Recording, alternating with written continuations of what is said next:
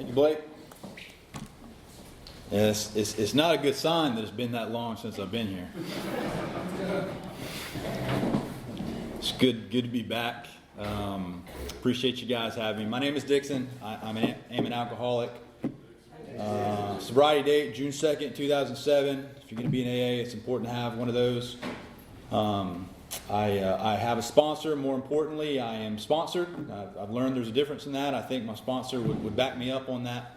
What that looks like for me is that we meet regularly, and I'm current with him about everything that's going on in my life. There's not anything in my life that man's not aware of. That's not kind of a one-time thing in the fifth step. That carries on for me as part of the 10th step, and so I do that. I sponsor other men. That is the bright spot of my life. That's what made Alcoholics Anonymous come alive for me. That's where I kind of caught the buzz of Alcoholics Anonymous is by the Spirit working in me and through me to help somebody else and watching the light come on in their life. And I remember one of my sponsors telling me one time that he found belief in God by seeing God work in other people's lives, and that gave him the faith that God could work in his life, and that's absolutely been true for me. I have a home group. More importantly, I'm a member of the home group. I'm preaching to the choir here. You guys have got a strong home group and know what that means and are active in a Three Legacy group. My group is as well, and we try to exist as the AA group pamphlet says. Our group tries to exist carrying out its primary purpose in between the set meeting times. We try to go out in the community. We try to go to treatment centers. We try to do CPC work. We try to be involved at the district level and at the intergroup level, and do all those things that we can to try to carry out that our primary purpose of helping the still sick and suffering alcoholic. I say all those things because those are really the foundation of my recovery. Those are the things that I do to stay sober. I have a service commitment in addition to that. So it's really important for me to be a committed home group member, to be committed to meeting with my sponsor, and to be committed to a service commitment that I go on to. We have take a meeting onto the base on Mondays. I do that. Our group goes a couple other days, so that's been a really cool thing to be a part of. I hope to tell you about that. So I am from Fayetteville, not too far away. We're known for being right next to Fort Liberty now, and if you're near in and around the military base, you know that there's going to be a lot of bars, be a lot of pawn shops, be a lot of strip clubs. So if you're not going to be an alcoholic, it's a good place to be. Now we've got a lot of those things, but not a lot of the quality isn't very good. But we've got quantity. We've got a lot of them. But also a lot of good people there. My parents are some of them. I've got a dad who has been my hero my whole life. He's done nothing but set a great example for me about how to be a husband and father and business person and church member and member of the community. Still to this day, I've got a mother that's done nothing but love me and try to help me. I've got a sister and brother. The sister's 5 years older. The brother's 5 years younger. They turned out great. They had some problems with drinking and drugs, and they just stopped doing that and kind of moderated and grew up. And so they don't have to come here.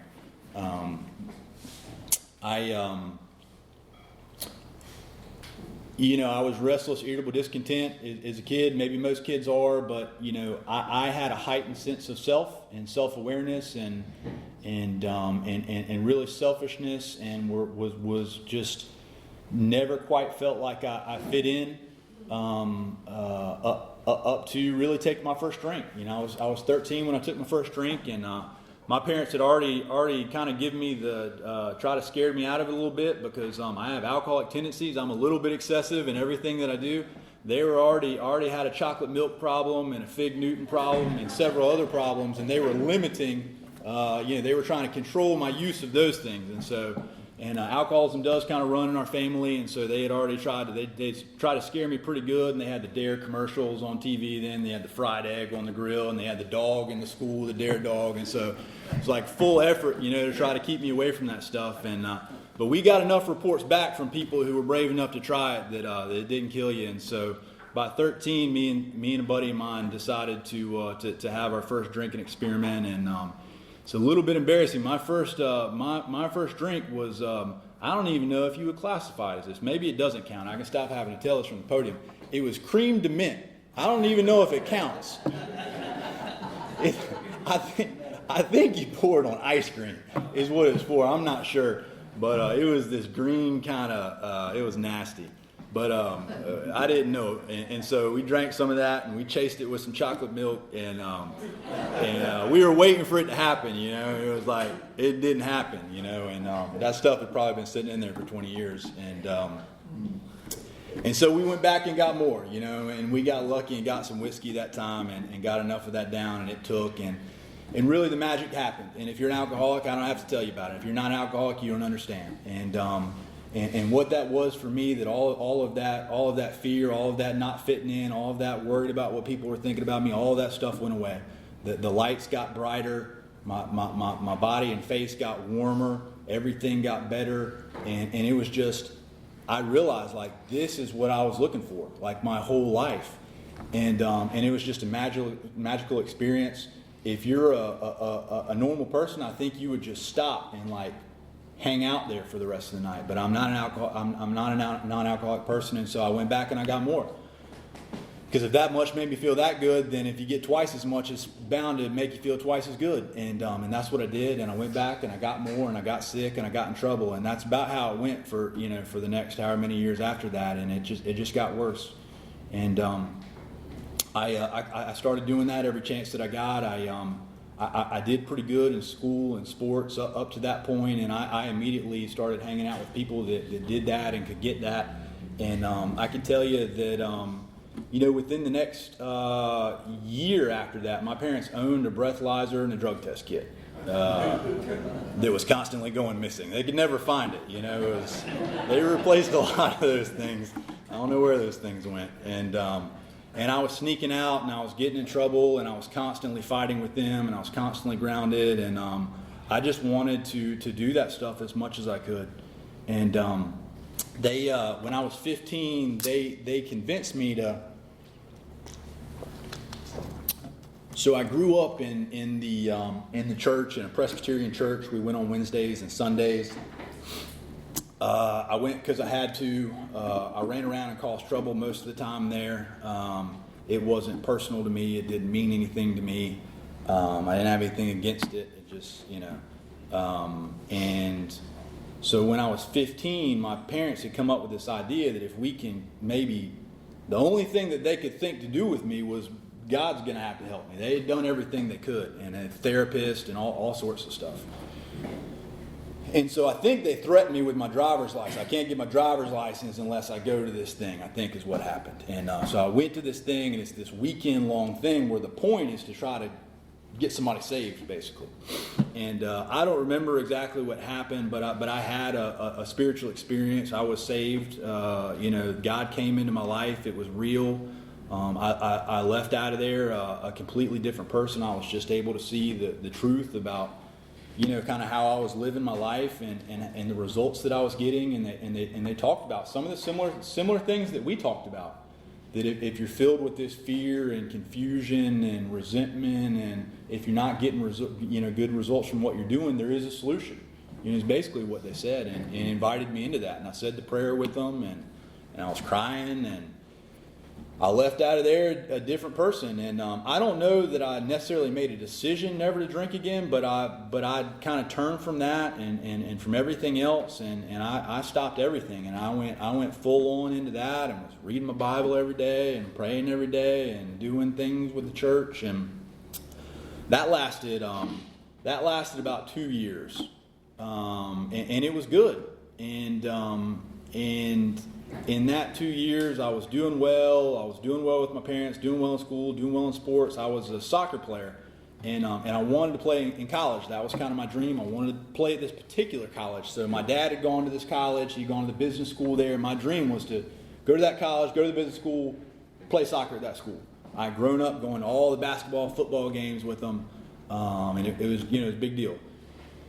And so Fayetteville is not soccer wasn't great there. There's a lot of things they do in Fayetteville. Soccer is not necessarily one of them. And so I went down to the school in Florida. My parents gave me the opportunity to do that, paid for me to do that, to play soccer so that I could play in college. And that went really well for the first maybe 6 months there, I think. And after about 6 months, there were a lot of people that were kind of excessive, just like me. That's why they were down there. And we were like in a walled-in campus. And we were supervised, and some of them had figured out, some way to get some alcohol in there, and it got offered to me, and I didn't really think anything about it, and I got drunk that night and figured I don't really know what I think it was just one of those, just kind of a mental blank spot, and started drinking again, and I immediately went back to the same way I was before and started drinking every chance that I got. I tried to balance the two, but it just doesn't balance real well, And it became every weekend there, and then during the summers, all the college guys would come back, and then they would really teach us how to drink, and it just got progressively worse, and so I have alcoholism, and so what that means for me and what that looks like for me is number one, the powerlessness means that I have a physical allergy. It means that once I start drinking, I've never had any moderation. I know some people that at some point in their life they were able to moderate, but then they hit this point where they couldn't moderate anymore, and the book talks about that. At some point in our drinking careers, we begin to lose all control. I never had any control. It was just tough to see that because I was always purposely trying to drink as much as possible. So it's tough to see that it's out of control. I feel like I was successful. I did drink as much as possible.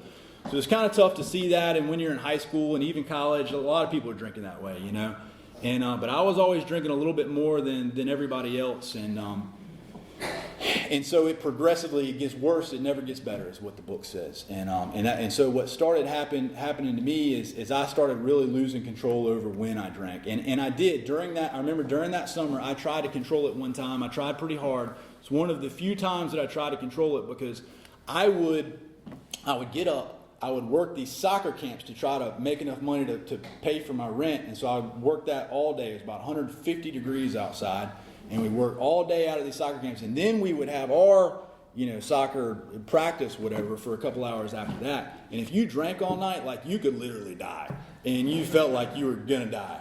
And so that's what was happening to me that day. And I said, listen, I've got to take a break, tonight and kind of recover a little bit. And really felt like I was going to die. But after the practice, I got a little food in me, and on the way home, I felt like I was probably overreacting a little bit, and you completely cut it off as an overreaction, and I can have 2 40-ounce Old Englishes and just pick those up on the way home. If that's your idea of moderate drinking, that should probably be in the 21-question pamphlet. You might be an alcoholic, and that's what I was going to do. I was going to drink 2 of those. Those are my favorite. That's my favorite. It just takes me to a place that's just Old English malt liquor. Then once I drink enough of those, then I can move to the King Cobra or maybe something else. But I always start with that. And the Schlitz is the worst. And so that's what happened is I got just 2 of those, and I drank those, and man, I was feeling great. And I went back and got more, and I went back and got more. And and that was really my first failing to control the amount that I take. It got progressively worse. I ended up getting into that college. I ended up playing soccer at that college. So really had an opportunity to fulfill that dream.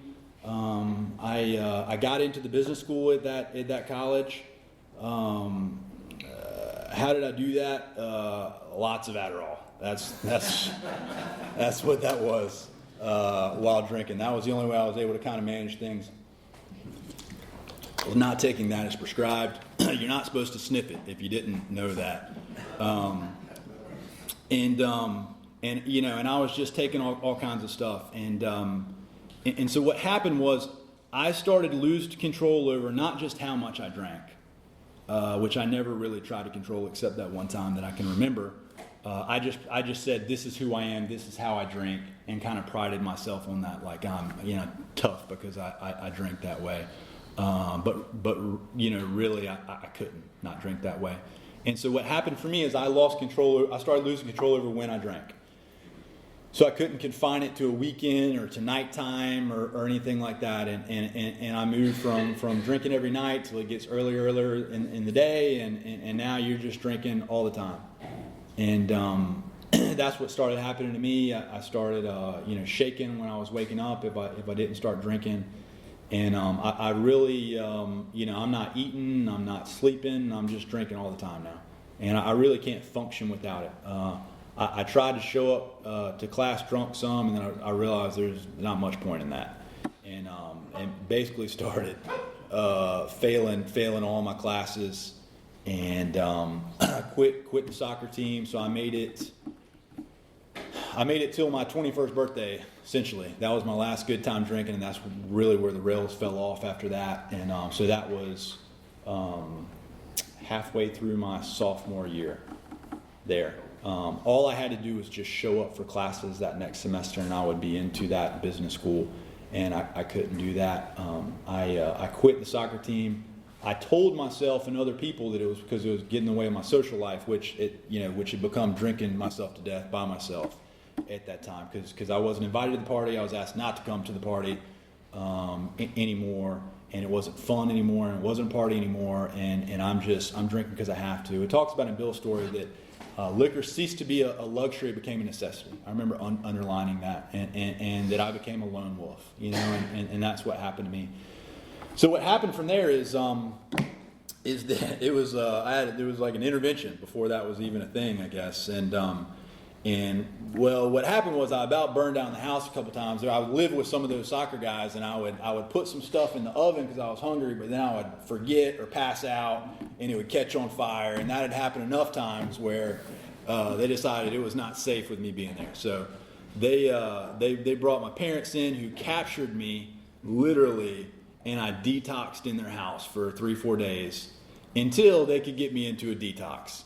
Which was not helpful at that point, and into a treatment center.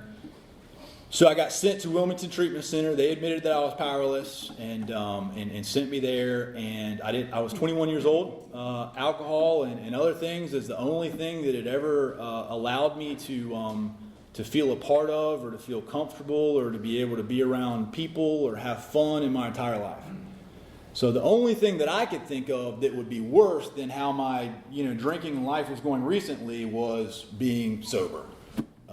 So I was not excited about this. I did not want to do that. However, while I was in that treatment center, I was able to see that drinking was a problem, and that it wasn't working, and that I shouldn't do that, and all the consequences it caused me. However, so I was really good on that part about the allergy. Like, I got that. Like, I know I can't drink like normal people. The problem drinkers are telling me that I have a problem, and then I need to do something about that, and I might need some help. And it was just clearly a problem to everybody. What I didn't understand was the second part of powerlessness, the part that it talks about and more about alcoholism, where it says it in there that this doesn't really make any sense. That I have this inability to leave it alone no matter how much I need to or want to. That's the baffling feature of alcoholism, meaning it doesn't make sense. So in my mind, I'm in this treatment center, and I go to detoxes and treatment centers now. How many times do you hear this? I've made a decision, I really mean it this time. So I'm not going to need AA, but thank you. Because I really mean it this time. And because if I don't stay sober, then this is going to happen, this is going to happen, this is going to happen, right? And it seems like that would keep you sober. Listen, I'm allergic to shellfish. If I eat that, it doesn't go well, right? Since I found that out, I've never eaten shellfish. That's logical. That makes sense. Why wouldn't the same thing apply to alcohol? And I'm a guy who still can have a lot of pride and ego, thinks a lot of himself. I can do anything. I don't need any help with anything. So for me, looking around, you guys may need a little help, with alcohol, maybe some other things. But I'm better than everybody, and if you tell me I can't do it, I'm just going to prove you wrong. And so I was sure that that was going to be the case here, and I left out of there sure that I didn't need AA. It wasn't because I didn't think AA didn't work. It was because I was sure that I could do it myself. So I embarked on my program of recovery. I'll tell you about that if you want to try it. Maybe it'll work for you. The first was getting a girlfriend. That's very important. She was very supportive. She did not drink, so that's good. Had support from the family, obviously, a lot of support from them. I got a dog. Do recommend that. That was very helpful. I got a chocolate lab. He went through a lot. He was a hostage. She was too. Went back to school. That's a popular one in recovery, right? Going back to school, staying busy. That's helpful. Went back to the gym. Went back to church. When I went to the grocery store, didn't make eye contact with alcohol or gas stations, and that was pretty much it. And it seems like all that stuff would work. Like you tell that to people in a detox, they're taking that over AA every single time. And because it really doesn't require much work, and that's what I did. And I made it without drinking about a year and a half or so, just white knuckling. Now I was still taking some prescription medication, maybe not as prescribed. So you can make a strong argument that I was not sober at all during that period, but I wasn't drinking. I was proving everybody wrong, but what I didn't understand that being sober isn't about not drinking. That's what I didn't get. I thought that it was just about not drinking, that was the point. And I was miserable during that time. I mean, you don't want to light a match near me. And my parents would tell you, I was miserable to be around because I had no solution. I thought alcohol was my problem. Alcohol is the solution to my problem. My problem is being sober. My problem is living in the world without drugs and alcohol or anything else that changes the way. And I've got a bunch of other things, other than drugs and alcohol. So what happened was I had to have that experience. If you think you can do it in some other way, we encourage people to do that. And if it doesn't work, we do have a way that does work. And that's what happened. Nobody lectured me. They just said, no problem. Just, if you ever need some help, let us know. And some of those people that I was in the first treatment center did go to AA and stayed in AA and were in AA. And so what happened is I had to have that experience from that More About Alcoholism story. If you remember Fred, the accountant, the last guy in More About Alcoholism, I was exactly that guy. While in the treatment center, they told him what his problem was. And he said, well, I don't think I'm quite as bad as you fellas, and I think that I know, just now that I know what my problem is, I'm pretty sure that I could just set my mind to it and not do it anymore. Thanks for the information. And he had to have that experience of, there was no thought on his part. Hey, maybe it's been a perfect day, maybe a couple of highballs would be fine. And I had to have that experience. And so I was in a hotel lobby. I was similar to Bill's story, waiting for the girlfriend to get back from work. She had a good job. I mean, everything was perfect in my life. If I were to say circumstantially everything needed to be just this way for me to stay sober. She'd gotten a job. I hadn't quite gotten a job yet, so me and the dog were just hanging out, and so I was waiting for her to get back from work, and the bar was over there, and it was happy hour, and everybody was laughing and having a good time, and I just thought, man, I used to be able to go over there and have a couple drinks, and who knows what's going to happen after that, right? And just being sober, not that fun at all, and just reminiscing about some of that stuff, and it reminds me of a vision for you when it talks about the boy whistling in the dark to keep up his spirits, but inwardly, he if he could get away with taking a couple drinks, he would, because he isn't happy about his sobriety, and that was the case for me. I know that if I don't find something to replace what alcohol did for me, I'll go back to it every single time because there's something inside of me that needs that high that it gives me. And what we have here is spiritual high and all the things that we have here and I found a sufficient replacement for that, but I didn't have one then, and so my mind goes to work and my mind says, well, the truth is, really, you've never tried that hard to control how much you drank, and there's a small chance that you could try really hard. Now I forgot about that one time with the old Englishes, but even then, I didn't really try that hard in that case. And so maybe if I give everything that's in me, all this willpower that I take pride in having, towards this, then maybe I can take a few drinks so that I can take the edge off a little bit, so I can talk to people a little bit, so I can fill in the blank. And that's what I was really looking for. I didn't have anything that could give me that. And in my mind said, what if you're really not alcoholic and that was just like a phase or whatever that everybody goes through, and what if you're really not alcoholic? You're going to go the rest of your life not drinking and being miserable when you could have been drinking the whole time. And that makes sense, right? And our book tells you, if you're not sure, get sure, try it. Step over to the nearest bar room. That wasn't far. And so I stepped over there. I ordered Samuel Adams. They brought in one of those big glasses that are all frosty and kind of frozen with the bubbles jumping over there. By the time they got to me, there was just drool just pouring out of my mouth. I was so excited. I had failed before they even got it to me.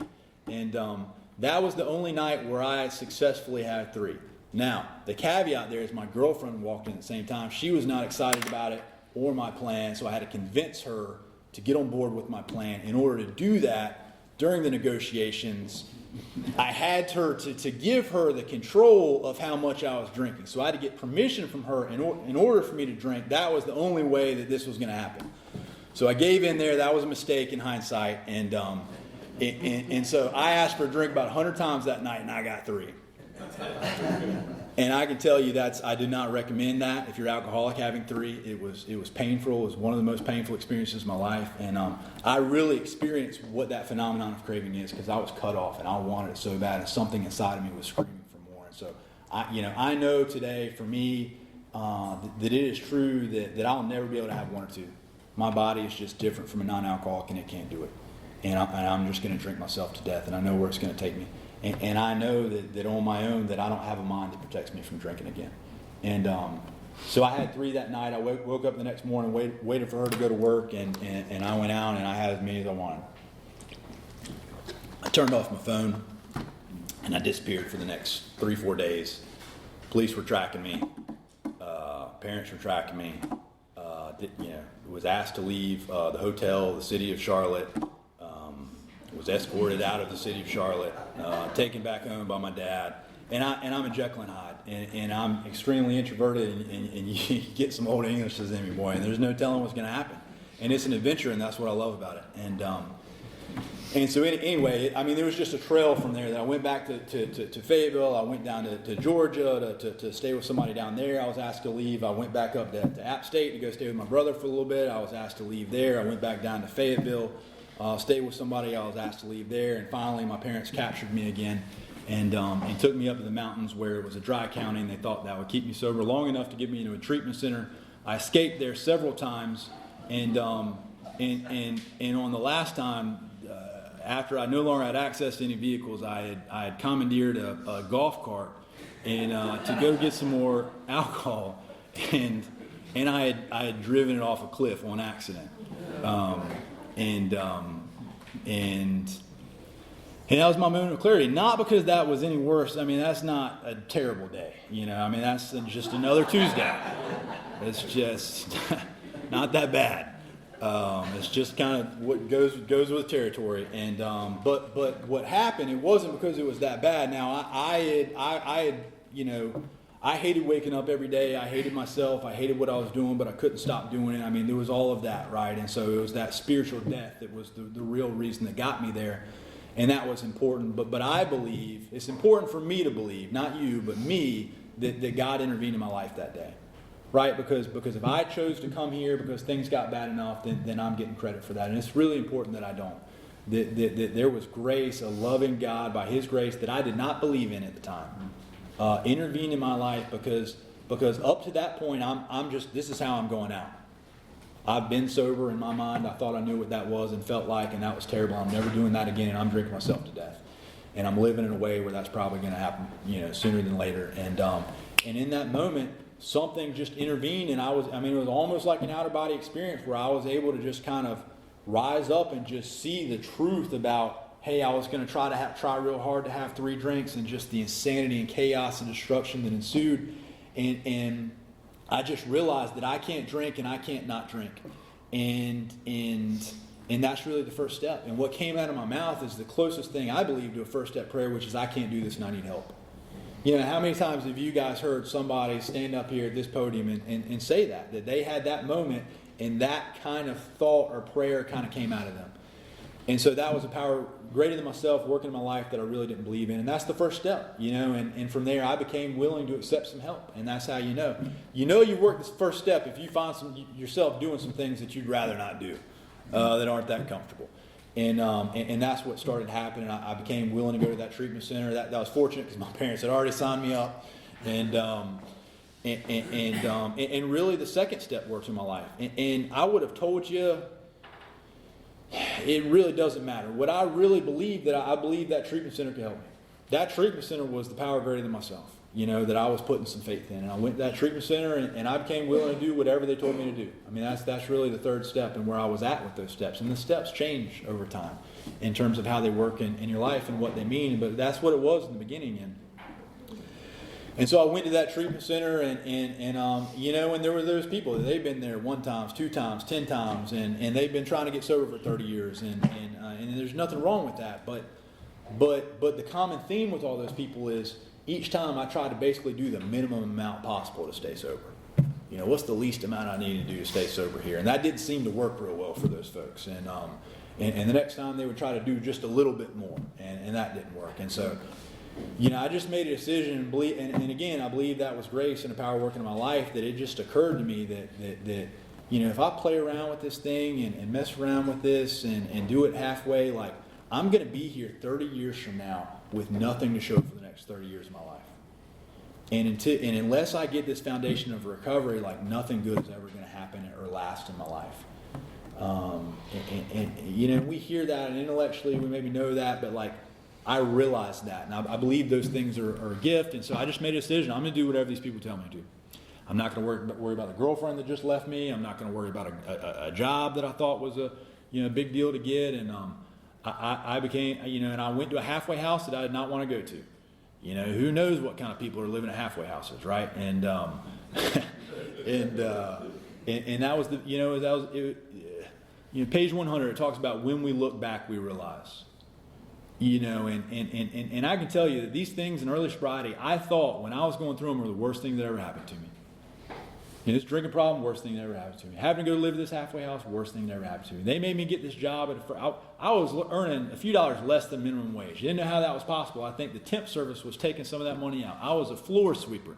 I felt so sorry for myself. Don't you know I've got this degree from this university, and I was sweeping floors, and I'm allergic to dust, and sweeping these floors. And I was so pitiful. And, it's the best thing that ever happened to me, because these jobs that I've gotten later that weren't that fun, that I probably would have left otherwise, at least I'm not sweeping those dusty floors. And, and it was one of the great gifts. I don't know the difference between a gift and a curse. And that's part of that third step for me. And that made sense during that third. I just don't know. The things that I thought were the worst things turned out to be the best things. Things that I thought that I was chasing after that I thought were so great about killed me. And so I went to this halfway house, and I had to go to a meeting every day there. Thank God I probably wouldn't have otherwise. And I think, I don't know if you had to get a sponsor or not, but I really turned myself over to, my parents paid a treatment center a bunch of money to tell me to go to Alcoholics Anonymous, to go to Alcoholics Anonymous, to get a sponsor, to work the steps, to get a home group, and money well spent. And so it really became, okay, I believe this AA can help me, and I'm going to do whatever they tell me to do. It's really that, first, second, and third step again. And when you go to AA, you realize that AA is full of a bunch of people who got a sponsor and worked the steps and got a home group and are helping other people. And so I really kind of put my faith in that, in the steps and all the things that they did. And so I got a sponsor, and what does that even mean? I don't know how you even figure that out when you're a new person, and nobody really told me. I had to kind of ask the guys at the halfway house, and fortunately I was in this little town where there were really only about 3 options, so it made it a little easier.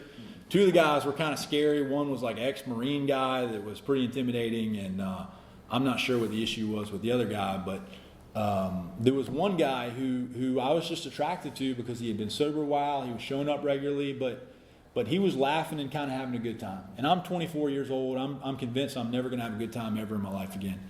And so I wanted the fact that he was happy, joyous, and free, sober. And that's really what I wanted. And I asked that man to help me, and he was a gift from God, and I believe if you look at AA history, you see that everybody had to be exactly where they had to be and line up just perfectly for us to still be here right now. And the same thing if I look back in my story, that God put him there right where he needed to be, right when I needed him to be there. I've had 3 different sponsors. They've been completely different, but they've given me exactly what I needed right when I needed it. And that man, so I come in Alcoholics Anonymous. I hate people and I'm scared of people. I have severe social anxiety. I don't trust anybody. I don't like to be around anybody. I like to just drink myself to death. And so, to tell me that the solution to my problem is going to a room full of people that I don't know and try to get to know them and let them get to know me and tell them everything about myself and trust them and develop them, it's like that's the worst possible solution for a guy like me, and terrifying. But here I am doing it because I'm out of options and I worked the first step. And so, I'm asking this guy for help, and God put him on my path because he never really, he just gave.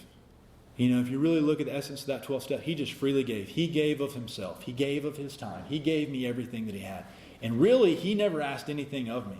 Now, I've had some sponsors since then that have asked some things of me, and I needed to be asked those things then. But at the time, if he would have said, I'll do this if you do this, I'd say, I'm out. I don't trust you. And I was convinced for the first 6 months that this guy, I was waiting for him for the hook, right? For like, there's some reason that you're doing this for me.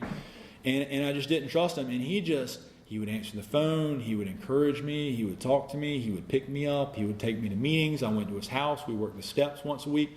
He would take me out to eat after the meeting. I mean, he just gave and gave and gave and gave and gave. And after it took about 6 months, I was like, you know what? I think this guy's just trying to help me. And it was like, that's when it took that long and that much for me to trust another human being, and it's important for me to remember that when I'm helping guys, when it talks about it, and there's a solution chapter about we shouldn't, these are the conditions we found most effective, that we shouldn't talk down at people, we shouldn't lecture people, we shouldn't, have, any of that it's important for me to remember that, because I wouldn't have stayed sober otherwise. And we went through the steps, and I can't really tell you much about that, to be honest with you. It was in one ear and it was gone immediately. Whether I was reading something or listening to something, and here's what I can tell you. I did the best I could. And I think that's what kept me sober, is that my heart's in the right place, and I've got a God that just looks at my heart. This guy over here, when I was sober, it didn't look like I was staying sober. I was chasing after some wrong things, and I was all over the place and trying to be cool still and all those sorts of things. But I was doing the best I could, and I believe that's why I stayed sober. And so anyway, we went through those steps, and I went through the 4th step. That was important for me. We went through that 4th step. I did it how he told me to do it, and I did the best that I could. And I'd heard so many times in the meetings that you can't leave anything out of that 5th step. And he took a day out of his life, and he drove probably an hour to take me up on top of this mountain and to make that a special event for me. And it looked over out on this huge gorge and mountains, and he did all that just to make the point that of how big God was. And it took me a long time, but that stuff finally came out of my mouth, and he shared some stuff about himself that was way worse than mine that kind of helped me out. And after that 5th step, I started to have that spiritual experience, and really I felt like after that I felt kind of a part of AA. I felt like I had done something that was difficult and hard, and something started to change inside of me. And we went through 6 and 7, and really I've been sober about 9 months at that point. And me and him, in hindsight, I probably should have finished working the steps, but for whatever reason, like we both just decided, hey, it's probably time to kind of move forward. And I ended up getting looking for and taking, with his permission, a job in Raleigh. Moved to Raleigh, and now I'm new again and don't know anybody. And up to that point, that was like, you think about, well, why didn't you stay there and work the 12 steps? Like that really doesn't make any sense. Well, what was really happening was I had started cutting back on going to meetings. I've been sober 9 months now. Probably don't need to do all this stuff, right? And I don't know how many meetings I was going to, but it wasn't much. And when people start cutting back, all of a sudden they're gone. And so I moved to Raleigh, and because of that, I was like, and people had told me, like, you move, it's easy to get lost and just get drunk. And so I was convinced that if I don't throw myself back in AA when I move, like, I'm probably getting drunk. And if I hadn't moved, who knows? I could have been cutting back out the door. So you never know. But so I had this healthy fear of alcoholism, when I moved there, and I started going to a meeting every day again. And that sponsor told me I needed to find a new sponsor. And it was the day that I decided to find a new sponsor. And it was a meeting on sponsorship. And I had a couple guys that I wasn't real excited about either one, but I said, I'm going to pick one. But there was a guy who showed up to that meeting, just moved up from Florida, only time he'd ever been there before or since. He'd shared in the Burning Desire time and shared about sponsorship in a way that, like, he was fired up. I mean, he was excited about being in Alcoholics Anonymous. He had found purpose here is what it really is. And I just knew, like, that's what I want. Because I'm here 9 months and I'm still not excited at all about being here. I'm just here because I have to be. And so I wanted that, and I asked that man to help me.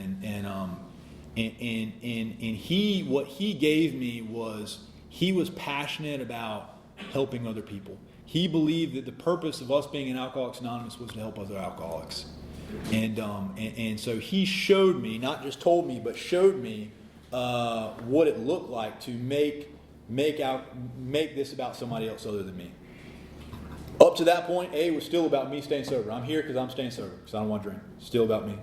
And he took me through the steps and back through the book and helped me understand that the steps are about that I can't keep what I have unless I give that to somebody else. And when we show up for a meeting, it's not about just hanging out with our friends. There's nothing wrong with that, but if a new person walks by, that's not good. That I should grab that guy, that I should pull him into that group of friends, introduce him to those people. I should get his number, because if I give mine to him, he ain't calling me. And so I should try to call him. I should try to see how I can be helpful. I should, he helped me understand that day one, he said, you've been sober 9 months. We're starting over in the steps, but you still have plenty that you could offer. And I believe that if I was sober one day, he would have told me the same thing. He said, I noticed that you have a car.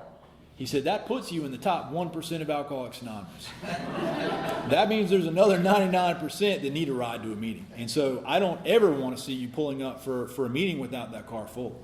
And he said, oh, by the way, at the time you could pick people up from the treatment center and bring them to meetings. So he got me doing that 3 times a week. The other 4 times a week I was going to the homeless shelter there picking up people, and it was amazing. Like I learned immediately that I would call them on my way to pick those people up, complaining about my problem of the day at this new job, whatever the problem was, and how none of this is going to work out, I don't think.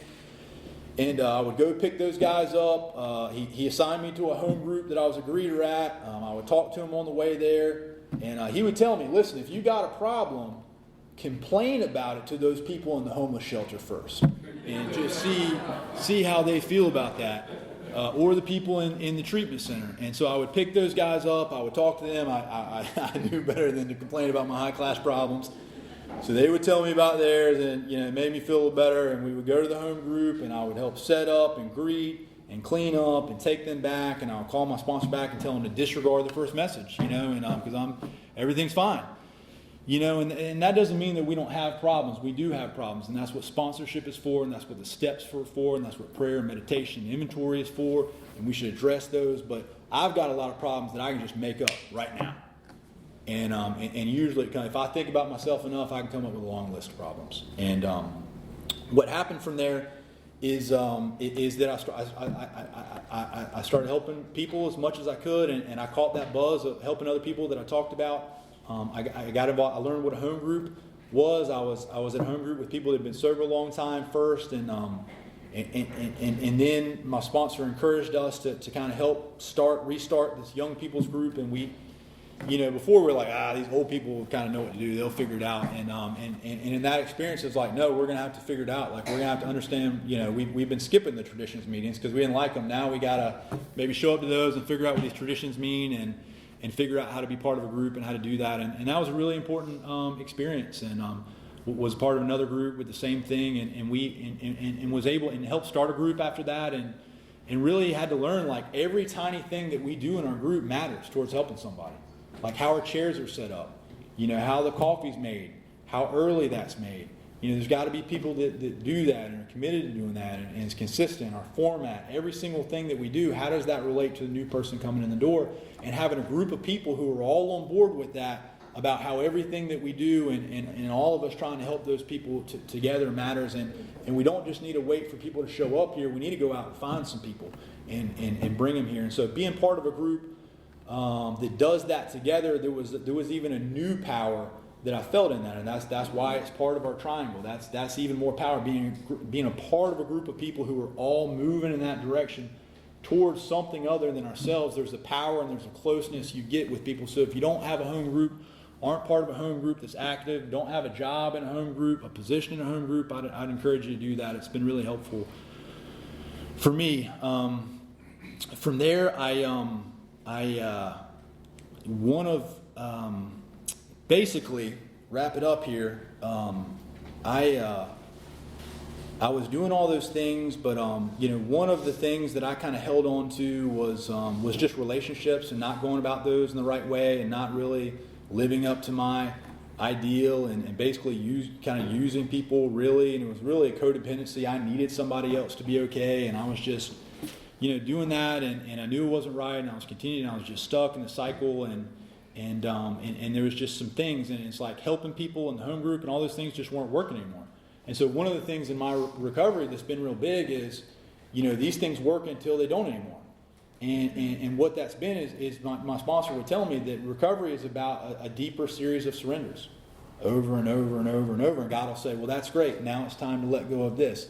Not because I want to take it from you. That's what I always thought. He's trying to take something from you, keep you from having some good time. But I've got something better for you, or I've got something better that I want to use you for that I can't because you're doing that stuff. And so that's one of those things where that happened, where God just told me, hey, this isn't okay anymore. And I really got brought to my knees in terms of relationships, and I said, similar to my last day drinking, I can't do this anymore, and I need some help. And I basically surrendered that to God. If you want me to be single the rest of my life, that's what I'll do. I don't want to keep hurting people, using people, and I worked on my relationship with God during that time. There wasn't much of one at that time, is the reality, and that's why I needed somebody else, is because my relationship with God wasn't right. And so I spent that time working on that and helping other people, and maybe 6 months later, God brought what's now my wife in my life, and He made a point to do that. Like, God audibly spoke to her and told her to get up from what she was doing and go outside, and it was just, and we basically kind of ended up running into each other, thought we knew each other, but He made it a point to do it that way, just to give me some faith that, hey, I can do anything. And that's why I was forcing it, right? It's because I didn't believe that He could do that. And so we ended up dating, getting married. I got a job offer to go to Fayetteville, which I immediately turned down because I'm never going back to Fayetteville, because I was in Raleigh, and God just wouldn't let it go. And it was one of these things where it just became clear that I didn't know why He wanted me to go. There was this job. There was a sales job. I'm still very introverted, at that time, and even now. And so, that's a terrible idea. Even the people that I worked with, that did that, they're like, you probably don't want to do that. And you probably wouldn't be very good at that. And so it just didn't make any sense at all, but it was just one of those things, it was clear. Me and my wife prayed about it, and we're like, all right, let's do it. And so we did it, and I can tell you that was an experience where that was very difficult. It was a very difficult time. I moved to AA. I tried to fix Fayetteville AA. They didn't appreciate that. And so there was that, and then my job wasn't going well, and there was a bunch of other stuff, and it was just all these things kind of combined, and I just got brought to my knees again, and God just revealed, some areas of my life where there was still a lot of self-will. And just kind of got brought to my knees again and say, God, I can't do this and I need help. And, it's like, in each one of those times, there's been, 3 or 4 different times where that's happened. I'm hanging on to these things until God just brings me to my knees, right?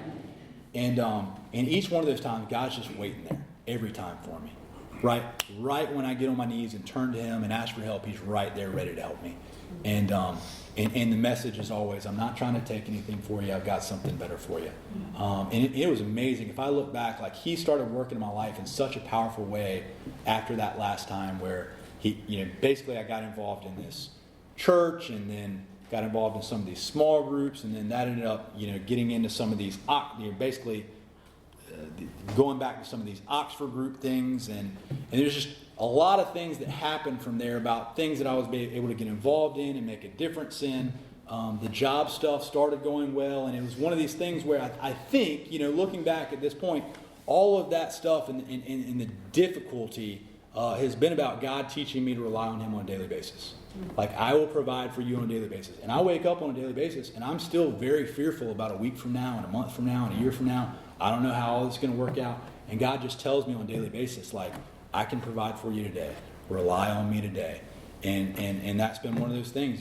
I'm not free from, everything's not perfect today. I wake up with fear every morning. I can be restless, irritable, discontent. But I've got a solution to where I can wake up, I connect with God, I admit that I'm powerless, I surrender my day to Him. I say, God, I can't do it today without your help. Please help me. Ask for some guidance. Many times He'll put people in my mind and my heart that maybe I should reach out to today and try to help. And I try to go out in my day and do that. I try to be of service to my wife. We've got 3 little kids. I try to be a good father today. I try to be responsible in those areas. I try to be a good employee. Try to show up on time, work while I'm there, leave on time, maybe do a little extra other than my job. And I try to be of service to AA and help other alcoholics. So, when I do that, I'm okay regardless of whether everything's okay or not. And that's the gift that Alcoholics Anonymous gives. Thank you.